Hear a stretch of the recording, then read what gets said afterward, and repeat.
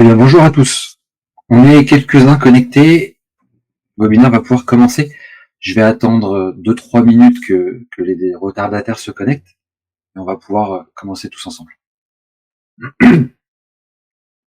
Bonjour Wanda. Bonsoir, et comment déjà faire nuit. Bonsoir Emmanuel, Frédéric. On a quelques autres personnes qui se connectent.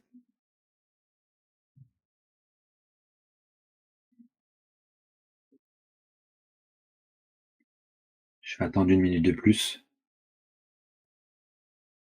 Bonsoir Harry Manoir.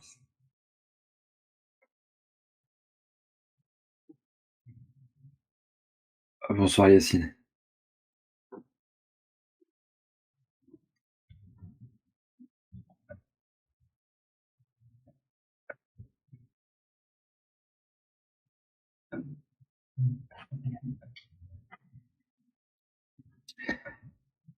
Ok.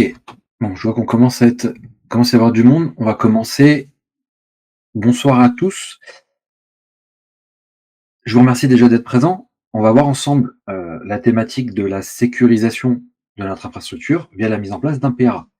Et on va utiliser pour ça l'outil Vim Backup and Replication. Alors, pour commencer, qui suis-je? Certains d'entre vous me connaissent déjà, on a soit travaillé ensemble, soit on a été en formation ensemble. Je m'appelle Omid Améry, donc je suis un formateur et je suis consultant indépendant sur toutes les technologies d'infrastructure, notamment la partie système et la virtualisation. Donc j'ai des compétences beaucoup plus poussées sur VMware et sur Vim Backup. Ce sont des sujets qui nous intéressent aujourd'hui. Je travaille sur des missions d'architecture, d'ingénierie, de consulting, d'audit sur l'ensemble de ces domaines. Donc vous avez ici mon adresse mail, si besoin, et vous pouvez me contacter sur LinkedIn via mon profil. Euh, je pense que pour une partie d'entre vous, on est déjà en contact ensemble. Alors, on va déjà voir c'est quoi le PRA, le plan de reprise d'activité. Donc PRA veut dire plan de reprise d'activité, n'est pas un PCA, un plan de continuité d'activité. Le PRA nous permet, en cas d'incident, de sinistre, en cas de crash, de relancer l'activité de notre société, de relancer le système d'information, de relancer le business de notre société ou de notre groupe. Le PCA, à ne pas confondre, le PCA, le plan de continuité d'activité, lui permet d'assurer une continuité, comme il le dit, et on va mettre en place des systèmes redondés, un système plante, le deuxième prend le relais, on est sur un même site. Un PRA part du principe où on va vraiment avoir ce qu'on appelle un sinistre, un incident. Donc le bâtiment prend feu, on a perdu coup de pelleteuse, on a perdu le réseau du data center, eh bien, on va prévoir un site distant. On va prévoir une autre infrastructure, des éléments supplémentaires qui vont pouvoir reprendre en cas de crash de l'infrastructure principale. Qu'est-ce que Vim Backup? Pour ceux qui ne connaissent pas Vim, Vim aujourd'hui est leader dans toute la partie sauvegarde des environnements virtuels. Il est leader dans tout ce qui est sauvegarde, restauration. Il fait de la sauvegarde physique, de la sauvegarde de virtuel, la sauvegarde de cloud. Il a des mécanismes avancés de restauration. On les a déjà vus sur un précédent webinaire que j'ai fait avec certains d'entre vous. Aujourd'hui, on va utiliser certaines des fonctionnalités de Vim qui sont liées à la réplication. Vim met en place des outils de réplication de machines virtuelles. Ces mécanismes de réplication permettent, dans un second temps, de relancer l'infrastructure et de piloter l'ensemble de l'infra via ces machines répliquées.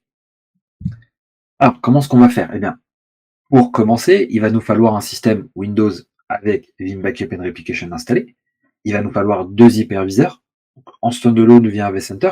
Pourquoi? Parce que vous allez prendre une machine virtuelle du premier hyperviseur pour la répliquer sur un deuxième hyperviseur. On va simuler le crash du premier hyperviseur et démarrer la machine sur le deuxième hyperviseur. Il nous faut des accès administrateurs, donc des accès à très fort privilège à cette machine virtuelle. Donc que ce soit des accès administrateurs pour une machine Windows ou des accès root pour une machine Linux. Il va nous falloir de l'espace de stockage pour le data store de destination. Pourquoi? Puisque les données de la machine virtuelle du data store présentes sur le data store d'origine vont être répliquées sur le data store de destination. Et une fois qu'on a tout ça, on va pouvoir donc créer notre job de réplication. Alors, on va attaquer la partie technique.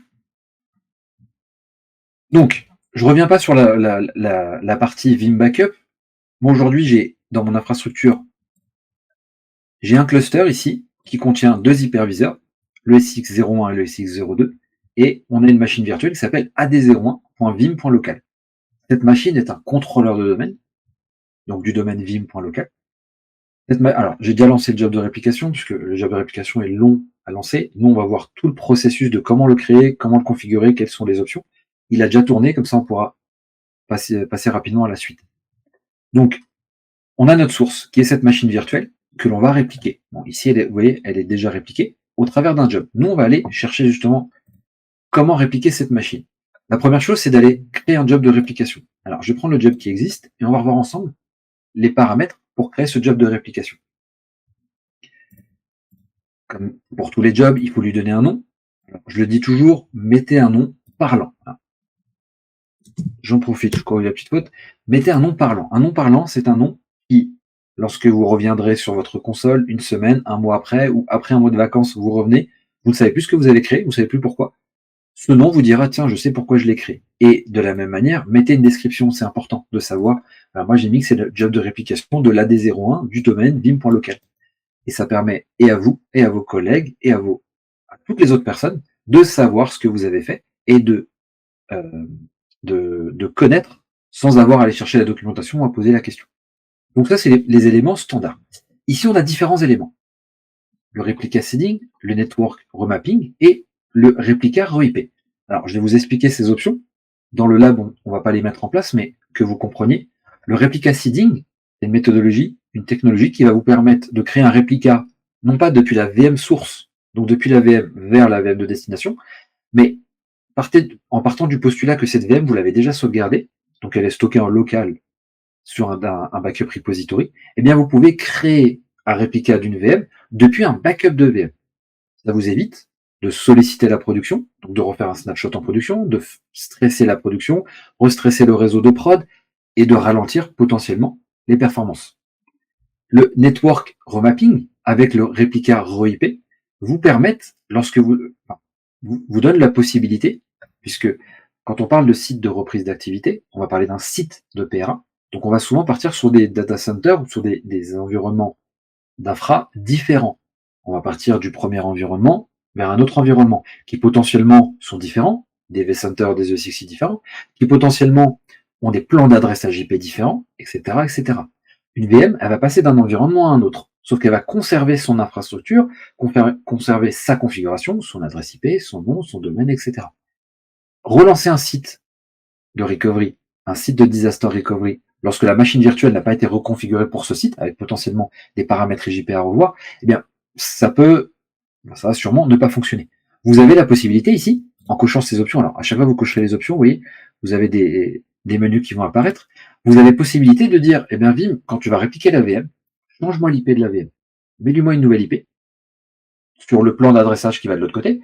Bien entendu, il faut que les infrastructures, les socles réseau, donc là on parle de la couche physique, non pas de la couche virtuelle, soient fonctionnelles, correspondent, mais vous pouvez changer les adresses IP de vos systèmes à la volée et permettre que lorsque on va démarrer cette machine virtuelle, et bien cette machine-là fonctionne avec le nouveau réseau.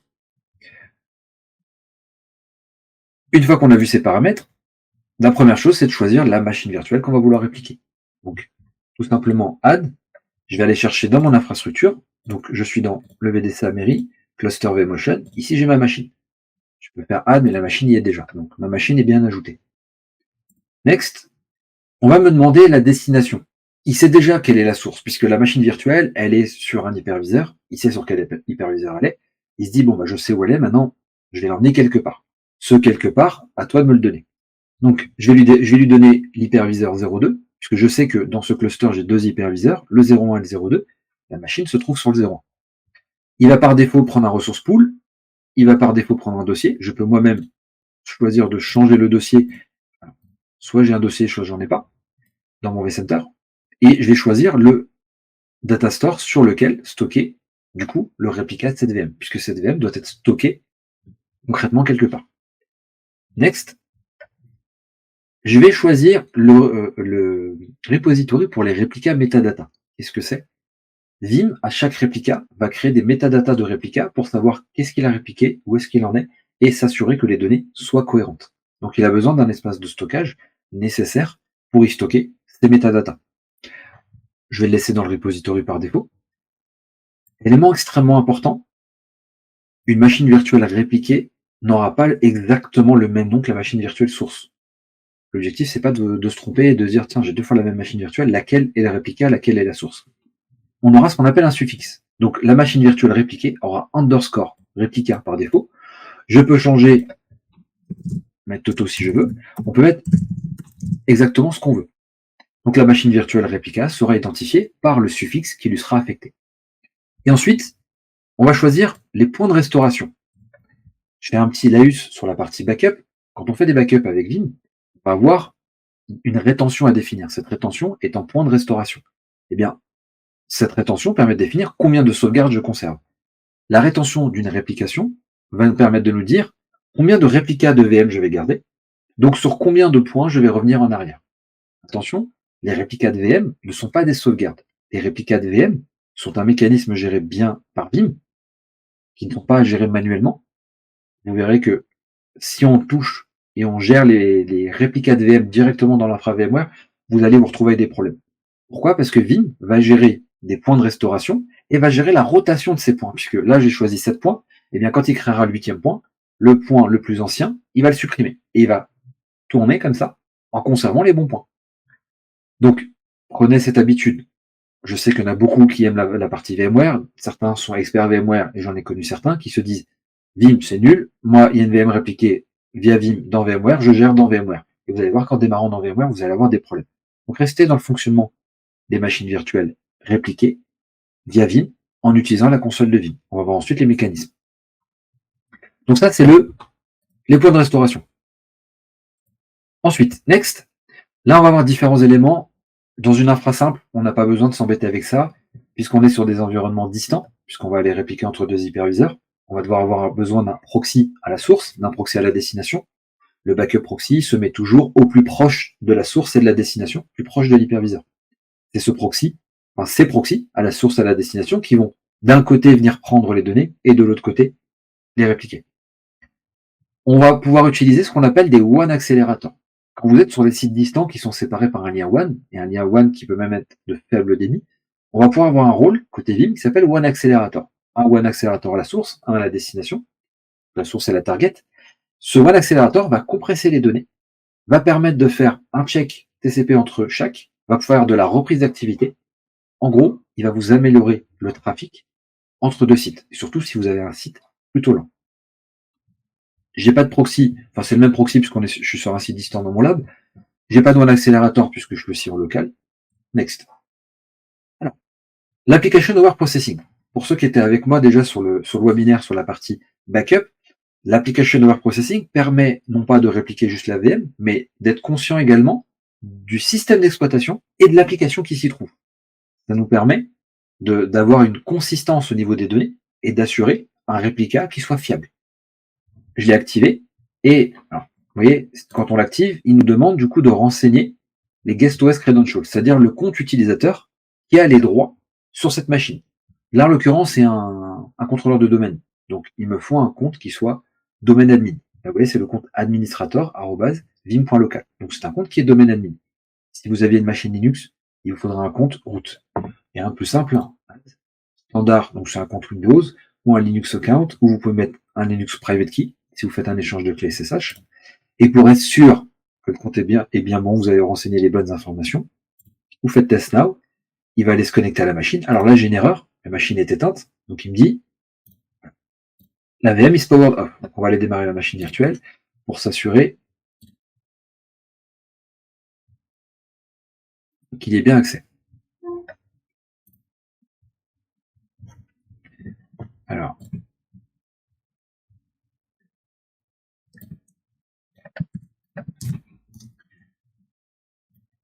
sur l'hyperviseur.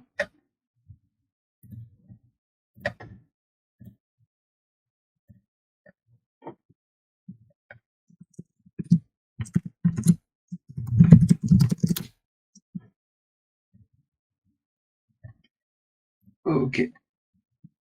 Et machine virtuelle, mettre sous tension. Donc, on va laisser le temps à la machine virtuelle de démarrer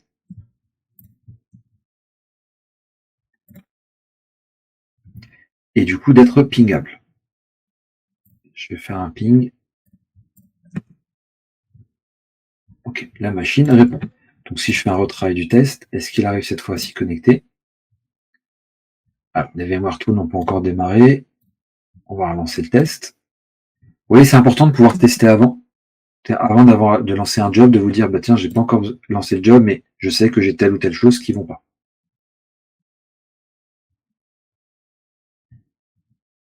Bon, elle est démarrée, mais sans être réellement démarrée. Donc les jeux de Microsoft qui nous lancent une mise à jour ou des configurations à chaque démarrage du système. J'en profite pendant ce temps. Je vois qu'il y a des questions. Il y a un endroit où je peux sauvegarder ce webinaire. Rachid, il y a un replay qui sera envoyé à tous les participants. Donc tu recevras par mail le replay du webinaire. Donc la machine virtuelle est bien démarrée. Je vais me reconnecter côté Vim.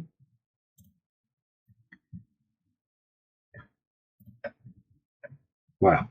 Donc GuestOS is running, VMware, tous les statuts is OK. Alors, très important, quand vous faites de la virtualisation sous VMware, une machine virtuelle est complète lorsque vous avez installé les VMware Tools. Très important. Côté Vim, les VMware Tools permettent de faire le lien vraiment entre le système d'exploitation, les applications et la partie virtuelle. Et Vim se base sur ce mécanisme-là pour s'assurer que les sauvegardes soient consistantes. Donc ayez vos VMware Tools déjà installés et toujours à jour. Donc il a bien le fichier, le GuestOS, il teste les credentials, bon, il a réussi à se connecter en RPC, il a réussi les premiers tests. Pour moi, les tests vont être concluants. Donc, cette partie-là est OK. Suivant. Dernier aspect de cette partie-là, vous avez la possibilité de planifier votre job de réplication. De la même manière qu'on planifie un job de sauvegarde, on peut planifier un job de réplication. De dire, eh bien, j'ai une réplication qui va se faire une fois par semaine, le dimanche, à 10h. Et vous savez qu'automatiquement, tous les dimanches, vous aurez une réplication de fait. Et lorsque vous voudrez faire une reprise d'activité, lorsque vous aurez un incident, vous pourrez partir du postulat de vous dire, eh bien, j'ai un incident, quel est cet incident? La machine virtuelle est en panne, je veux pouvoir revenir très rapidement sur l'état de ma machine virtuelle, ce qu'on appelle un retour rapide, ce qu'on appelle un RTO faible, le Recovery Time Objective, donc un temps de récupération faible. Eh bien, au lieu d'avoir à remonter une infra, de restaurer une VM, donc le temps de recopier les données, de la démarrer, vous allez, ce qu'on voit juste après, juste démarrer la partie, juste démarrer la machine virtuelle. Cette machine virtuelle est déjà configurée, elle est déjà prête à l'utilisation, elle est fonctionnelle. Vous la démarrez, Vim se charge de faire toutes les configurations nécessaires et en quelques secondes, quelques minutes, vous avez votre service qui est up and running. Donc, dans mon cas, je ne vais pas spécifier de job automatique, je ne vais pas mettre de planification, on va le lancer à la main. Et vous avez la possibilité toujours à la fin de cocher la case pour lancer le job à la main. Alors, je vais le laisser tourner une dernière fois. Donc le job va se lancer.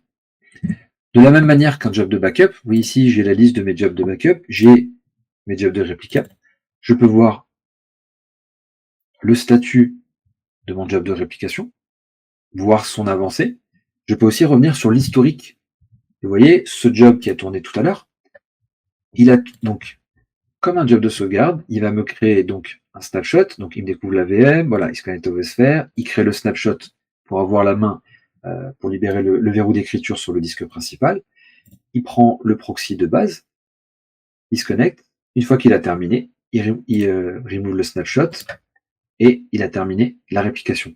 Et de la même manière, vous avez la notion de bottleneck, c'est-à-dire que vous avez la notion de congestion. Donc le point de congestion, c'est l'endroit qui bloque. C'est l'endroit qui va ralentir ou freiner. Et vous voyez ici, il vous dit le bottleneck, c'est la target. Quand on regarde dans la liste, on voit que la source, donc l'hyperviseur de source sur lequel se trouve la machine virtuelle, n'est pas chargée. Le proxy, lui, il est chargé à 27%. Le réseau n'est pas chargé. Par contre, la destination, donc c'est l'hyperviseur de destination, il est chargé à 98%. Donc on se dit potentiellement, on a un ralentissement à ce niveau-là. Si vous avez des ralentissements en termes de copie, de délai, de taux de transfert ou autre, eh bien, vous pouvez analyser et déterminer où peut être ce point de congestion avec ces éléments-là. Et de la même manière, vous voyez, alors là, j'étais sur l'incrémental. Sur la première réplication, vous voyez, la machine fait 50 gigas. Il a lu 21 gigas. Alors pourquoi il a lu 21 gigas alors que la machine fait 50 gigas? C'est simple.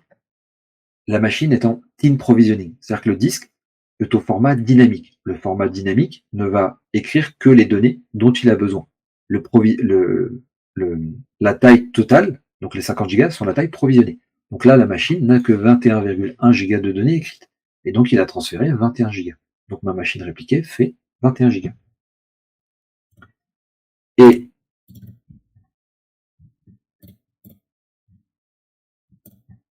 on a le job qui est en train de se lancer à côté. Alors, on va aller côté VMware pour que je vous montre du coup ce qui a été fait. Vous avez ici, dans le vCenter, on a notre machine principale. Donc cette machine, qui est la machine source, cette machine se trouve sur le premier hyperviseur et on a créé un réplica. Et vous voyez, j'ai une machine qui est identique. Alors cette machine est éteinte. Cette machine n'est pas allumée. Et surtout, si je vais regarder dans le gestionnaire de snapshot, voilà, gérer les snapshots, je vais ici avoir, voilà, des restore points. Ce n'est pas des points de des points de restauration de sauvegarde, c'est des points de restauration de réplica. C'est-à-dire que j'ai différents points sur lesquels Vim est en capacité de revenir en arrière. Et vous voyez, ce premier point, il me dit bien, il fait 21 gigas. Donc c'est la taille totale de la VM.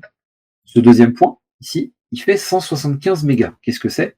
Si je reprends côté Vim l'historique, eh bien, je vois que la première réplication fait 21 gigas et la deuxième réplication incrémentale, elle fait 190 mégas avec un ratio de 1 pour 1, donc ça fait à peu près 175. Ce qui veut dire que j'ai ici un snapshot qui est en fait un incrémental de ça. Donc on n'est pas réellement sur un snapshot. Si j'essaie de démarrer la machine virtuelle sur ce point-là, VMware ne va pas savoir comment gérer les données. Ça va être extrêmement lent parce qu'il va devoir démarrer les deux points en même temps. C'est pour ça qu'il est important de ne pas toucher à cette partie-là. Je vous la montre pour que vous la voyez, pour que vous compreniez ce qu'on a devant nous, mais ne la touchez pas, ne travaillez pas avec, ce n'est pas l'objectif. L'objectif, c'est que Vim fasse tout le travail. Et justement, on va revenir sur la partie Vim pour que je puisse vous montrer ce que fait Vim. Bon, je vois que le réplica, il a du mal à se lancer. Alors, je vais l'annuler. C'est pour ça que je l'ai fait avant. Comme ça, on a la possibilité de continuer sur la suite. J'ai vu qu'il y avait une question. Est-ce qu'on doit tester les réplicas pour s'assurer de leur bon fonctionnement comme on le fait pour les backups? Il n'y a pas vraiment besoin de les tester. Alors, Zach, faut te dire que les mécanismes qu'on a en termes de sauvegarde, le 3-2-1 de la sauvegarde, avec le 1-0, le 0 est important, quelles que soient les technologies, les méthodologies, les applications qui sont utilisées. Quand on fait quelque chose, il faut vérifier que ça marche. Là, tu vois, quand j'ai créé le job, j'ai testé que l'identifiant arrivait bien à se connecter. Je l'ai testé. Maintenant, faire une réplication, se dire c'est bon, ça marche, je sais, je suis sûr. Si vous êtes sûr de vous, c'est bien. Mais le jour où on vous demande de le faire, vous êtes dans un rush, panne de production, alerte, tout le monde est sur le qui-vive, le DSI vient vous voir, Omid, dépêche-toi, lance-moi le réplica, tu m'as assuré que ça marchait. Ok, je lance le réplica, ça marche pas. Qu'est-ce que vous faites? Vous vous sentez mal. C'est pas le moment de dépanner. Faites un test. Et c'est pour ça que quand on fait de la reprise d'activité, eh bien, on a toujours, et dans les grandes sociétés maintenant, ça devient obligatoire, c'est généralement les assurances qui le demandent. On a au minimum un, et généralement on en a deux fois dans l'année, on va réaliser des tests de reprise d'activité. C'est-à-dire qu'on va sciemment couper la production, basculer sur le site de reprise d'activité et valider que tous les mécanismes fonctionnent. Puisque là, je vous montre une application. Mais quand vous allez faire une reprise d'activité pour l'ensemble de votre infrastructure, du SI de votre société, prenez une grosse boîte, une banque française du CAC 40, n'importe quelle banque, on n'est pas sur 2 machines virtuelles, on va être sur 200, 300, 400 machines virtuelles.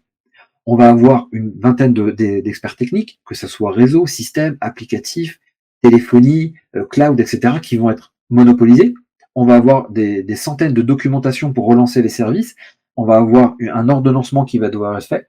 Il faut que tout se passe comme ça a été prévu. Donc, il faut le prévoir. Pour le prévoir, il faut le tester. Maintenant, est-ce que tu dois le tester? Tu n'es pas obligé. Maintenant, moi, je vous recommande de tester, que ce soit vos sauvegardes ou vos réplications, il est important de savoir que ce que vous faites fonctionne.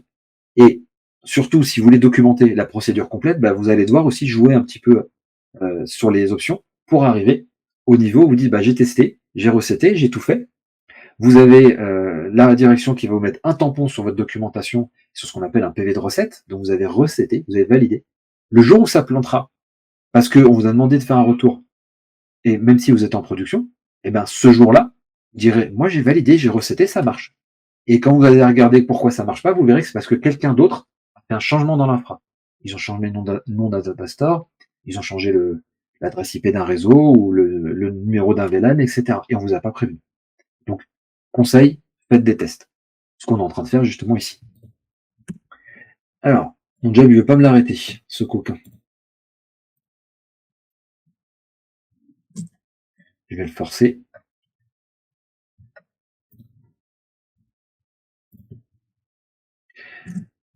Je vais tout de suite aller à la simulation de la panne.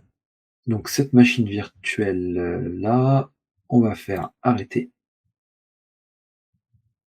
Mettre hors tension. Oui. Voilà. Hop, la machine est arrêtée. Donc, la machine n'est plus fonctionnelle.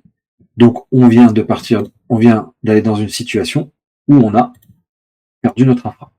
Donc, on vient de perdre le fonctionnement qu'on avait.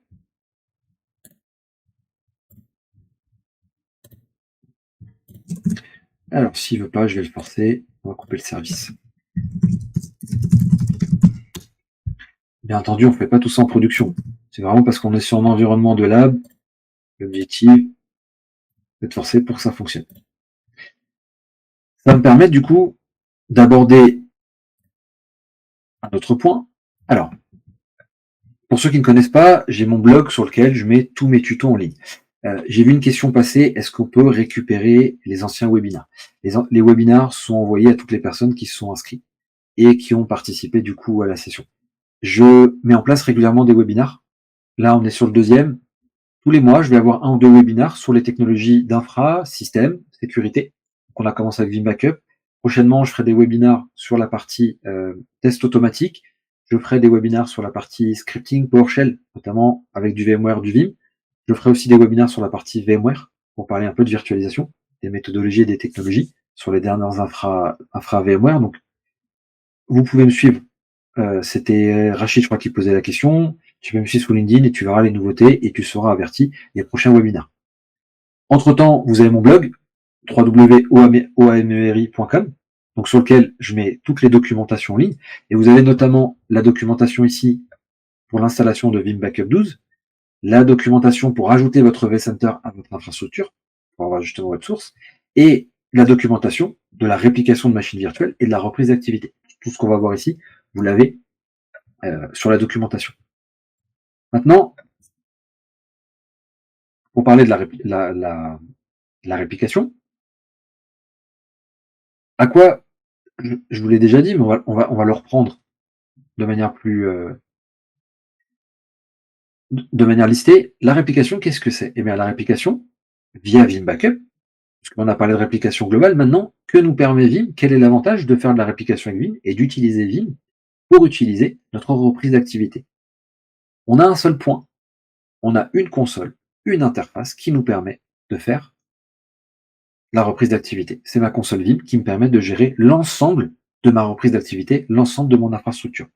Vim a poussé le mécanisme encore plus loin, puisque Vim a développé l'application Vim Orchestrator, qui vous permet de gérer l'ensemble de ces éléments-là de manière beaucoup plus avancée et automatisée.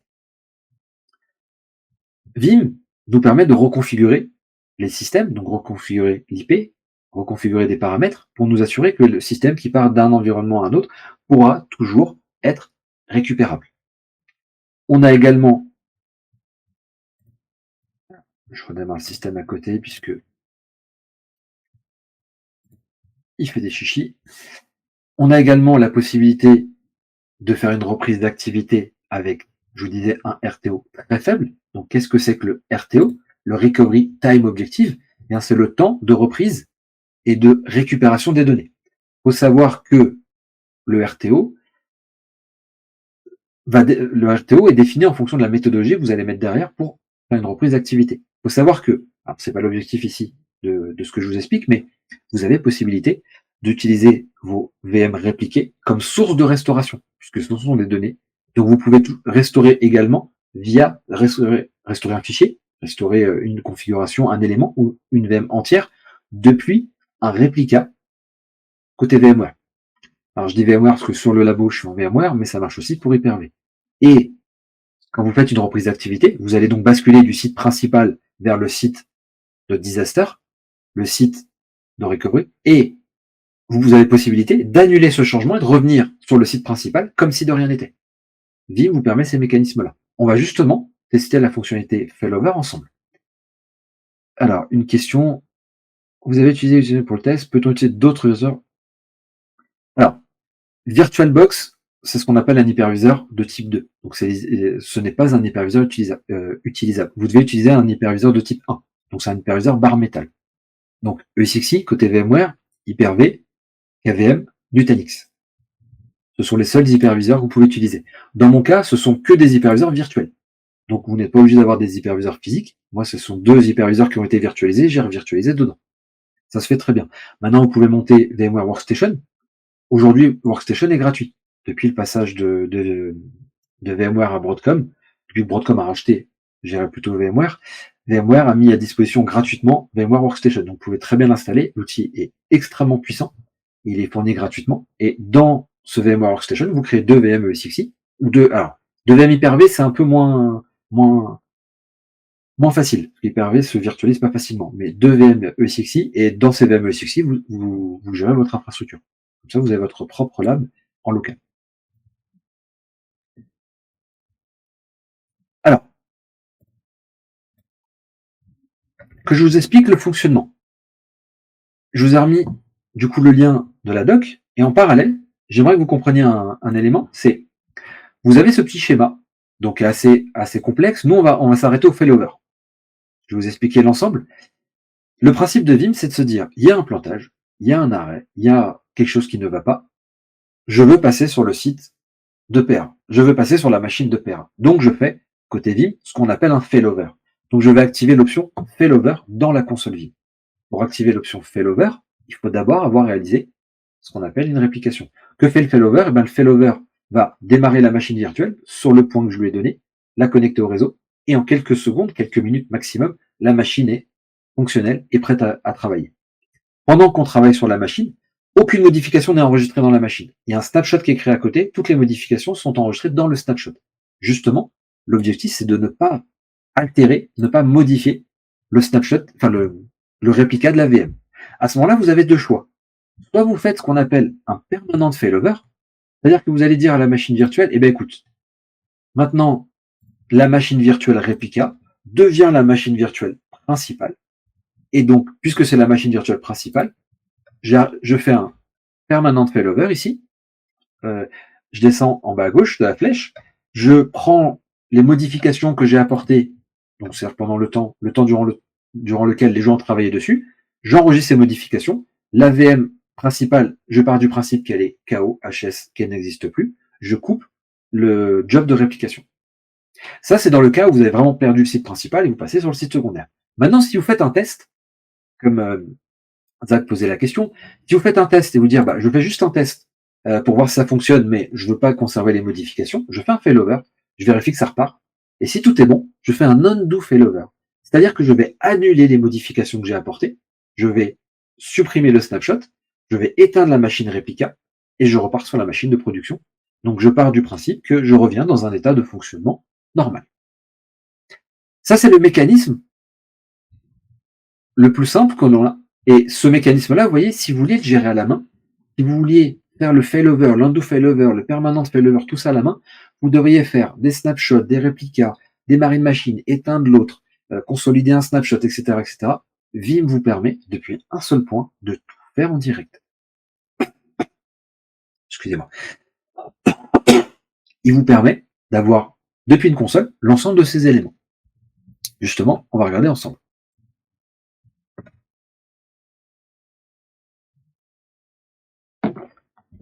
On a notre réplication qui a été faite. Donc notre job de réplication ici, il a tourné. Alors la dernière fois, il a tourné, il était en erreur, mais la fois d'avant, il a bien tourné, la fois d'avant, il a bien tourné. Donc on a 2 points sur lesquels on peut revenir en arrière. vous allez avoir ici dans la console un élément. Failover, c'est le nom de l'option. C'est-à-dire que c'est la première option, c'est le premier niveau sur lequel on va pouvoir passer. On met juste, avant que je le lance, que tu comprennes, failover, c'est-à-dire que je fais un passage, je me dis que la machine de prod est plantée, je passe sur le failover. Et le failover, c'est une option dans la console. Et là, c'est ce que je vais vous montrer. Le premier passage sur le site, sur la reprise d'activité, c'est le failover. Donc, dans mes réplicas, je vais avoir des réplicas, ce qu'on appelle ready. C'est-à-dire que j'ai des réplicas qui sont prêts. Donc, c'est-à-dire que j'ai réalisé des réplicas. Quand je regarde, je vois que j'ai 2 réplicas qui ont été réalisés. J'ai un réplica de mon AD01 et j'ai un réplica de Linux Formation Vim. Nous, on veut faire une reprise d'activité de ce réplica-là.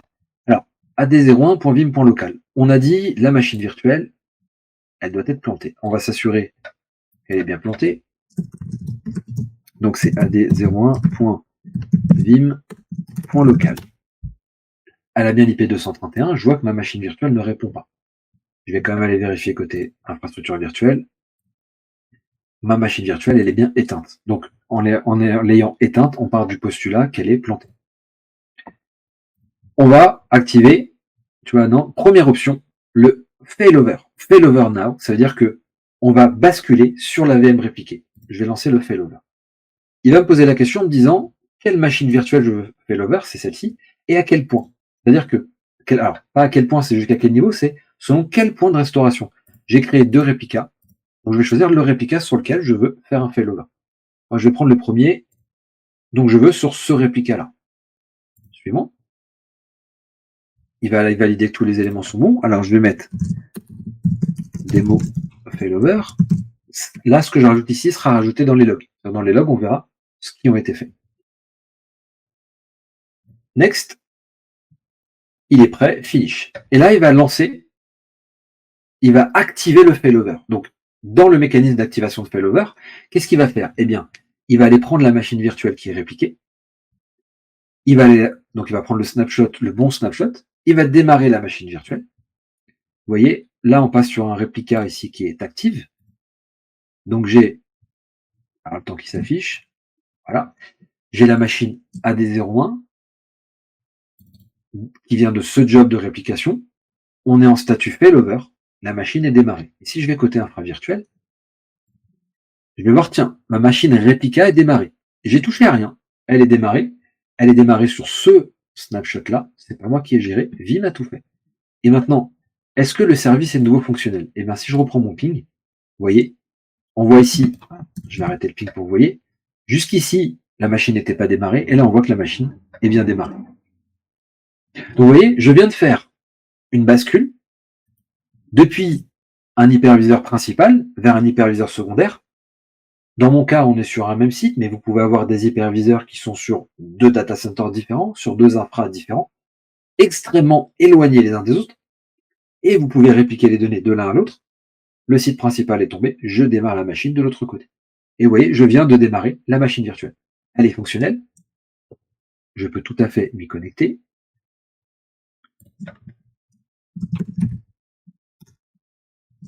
AD01.vim.local.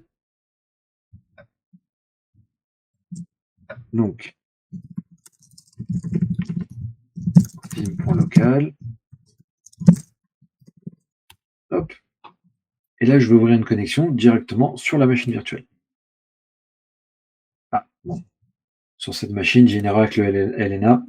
Alors, on peut y accéder en console et de voir que le domaine est bien disponible. Remote console.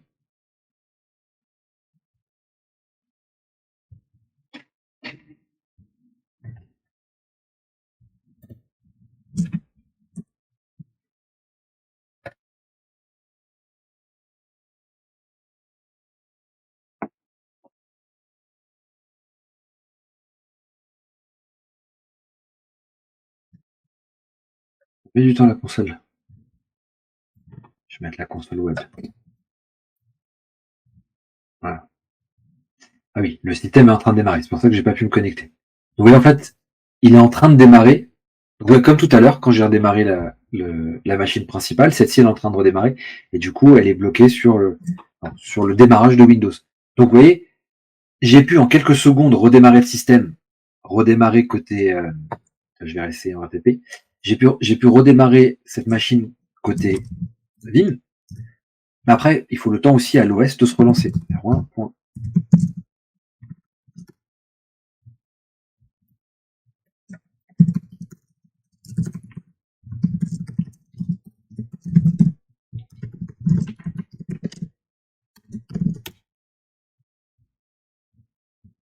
Voilà. Le service a bien démarré, ça m'a l'air mieux. Donc, je suis effectivement bien connecté ici sur ma machine AD01. Donc, la machine est accessible, elle est fonctionnelle. On vient de faire une reprise d'activité. Tout ce qu'il y a, j'irai de plus simple. Vous voyez, en quelques clics, on l'a fait. Alors, bon, on peut pas rester sur ce modèle-là longtemps. C'est-à-dire que là, on est en train de tourner sur une VM qui est répliquée, qui tourne sur un snapshot. Pour ceux qui travaillent avec la partie virtuelle, vous savez que tourner sur un snapshot ralentit les performances, met en péril le fonctionnement de l'infra et de la machine virtuelle. On ne peut pas rester dans cette situation-là. On doit choisir un cas de figure. Je vais vous remettre le schéma de tout à l'heure. Quand on a fait notre failover, on a deux choix. Et on doit choisir faire un de ces choix. Le premier, c'est soit de faire un permanent failover. Vous voyez, je peux choisir ici ma machine et de dire je fais un permanent failover. Le permanent failover, c'est je supprime tous les snapshots, la machine devient la prod, elle est fonctionnelle, j'arrête le job de réplication. Ou alors, je reviens en arrière, et donc puisque je reviens en arrière, je fais ici le undo failover. Et le undo failover, j'ai l'option qui est là. Alors, à quoi ça peut servir de faire ça? On peut le faire dans le cas d'une reprise d'activité, mais aussi on peut aussi le faire dans le cas d'un plantage temporaire. Imaginez-vous un système qui plante à 3 heures de l'après-midi. Le système est planté, les utilisateurs n'ont plus accès. Vous avez le DSI qui vient vous voir. Omid, à 2 minutes, tu me remets ce système en fonction. Vous dites, wow, 2 minutes, le temps que j'aille le chercher, que je lance la restauration, qu'il copie les données, qu'il la démarre, il faut 20, 30, une demi-heure, 3/4 d'heure. Je peux pas en 2 minutes. Vous avez une possibilité, c'est de lancer le réplica. Ce que vous pouvez faire, c'est de lancer le réplica à ce moment-là. Vous dire, bah tiens, ce que je peux faire, c'est que je lance le réplica. Je lance le réplica. Vous voyez, il a mis 2 minutes à se lancer côté Vim. Allez, 5 minutes côté Windows en quelques minutes. Alors, pas 2, peut-être 5, 10, 15 minutes. Le système est fonctionnel. Les utilisateurs recommencent à travailler. Et ce que vous faites, c'est que le soir, lorsque les utilisateurs sont partis, 18h, tout le monde a quitté le bureau. À 19h, vous dites, bon, bah, maintenant, je me dis, je fais quelque chose. Soit je fais un failover, donc je valide, je fais un permanent failover, soit je fais un undo failover. Est-ce que je veux garder ou est-ce que je ne veux pas garder les modifications? Maintenant, si vous voulez garder les modifications, mais que vous voulez les réinjecter dans la production, vous avez aussi le fail back to production.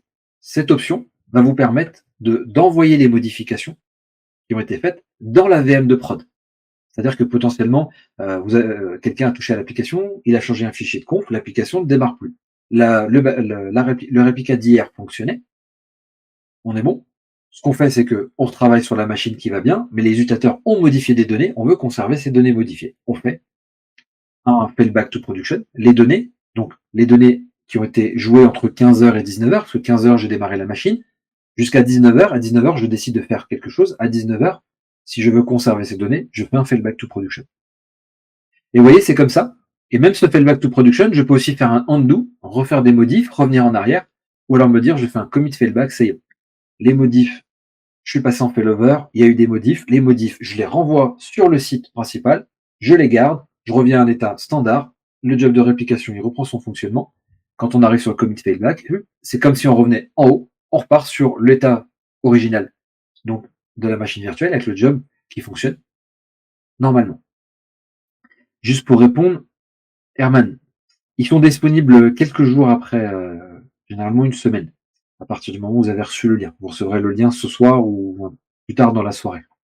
Et Rachid, de migrer ou de restaurer un AD, on n'a plus le choix. Alors, j'ai pris l'exemple de l'AD, c'est pas le bon exemple, effectivement.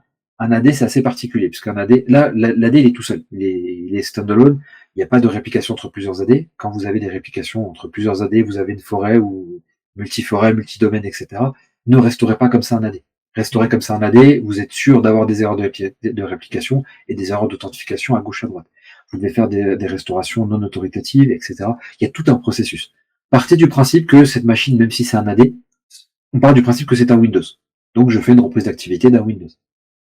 Maintenant, si le site principal est tombé, et je démarre le site sur le réplica de la VMAD, c'est pas déconnant, puisque de toute manière, j'ai pas d'AD. Donc l'AD répliqué, il va juste croire qu'il est à la veille, il va se répliquer avec ses copains de la veille et tout ira bien. Mais ne démarrez pas un AD répliqué de la veille, un autre AD qui est en relation d'approbation qui a été démarré, lui, il y a 3 jours, l'autre il y a 5 jours, etc. Là, vous êtes sûr d'avoir des conflits. Alors, dans notre cas, notre machine, elle est fonctionnelle. Nous, on va faire un do failover. On ne veut pas garder les modifications. On va revenir en arrière. Donc, je vais lui faire un force. Donc là, ce qu'il va faire, c'est qu'il va couper la machine virtuelle qui a été répliquée. Il va arrêter le job à ce moment-là. Le job active va disparaître. On va repartir sur une machine virtuelle qui va être ready. Et vous voyez, power off virtual machine. Mon ping ici, si je le relance, mon ping ne fonctionne plus. Pourquoi? Parce que la VM a été éteinte. Le service n'est plus accessible. J'ai plus accès à la console. Et si je regarde, voilà, ma machine réplica est éteinte.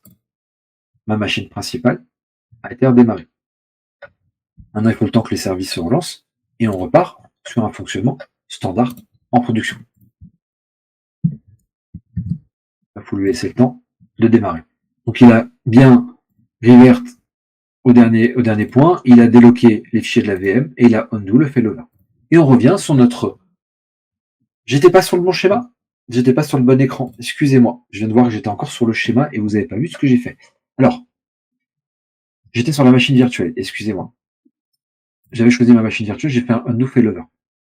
Il a coupé, si je reprends ce qui a été fait ici, vous voyez, dans le job undo failover, il m'a bien lancé l'undo failover, il a arrêté la machine virtuelle, il est revenu sur le snapshot standard comme Vim le gère pour la partie sauvegarde, il a unlock les fichiers, maintenant on peut les réutiliser pour de nouveau faire des réplications, donc l'undo failover est fonctionnel.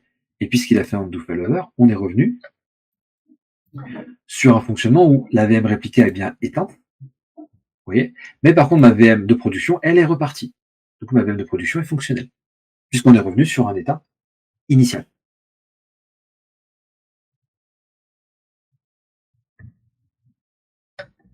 Alors Zach, c'est une autre thématique, mais peut-être qu'un jour je ferai un sujet dédié à l'Active Directory, avec une restauration de la partie AD, restauration AD avec Vim, dans une forêt, soit multi-domaine, soit multi-contrôleur de domaine.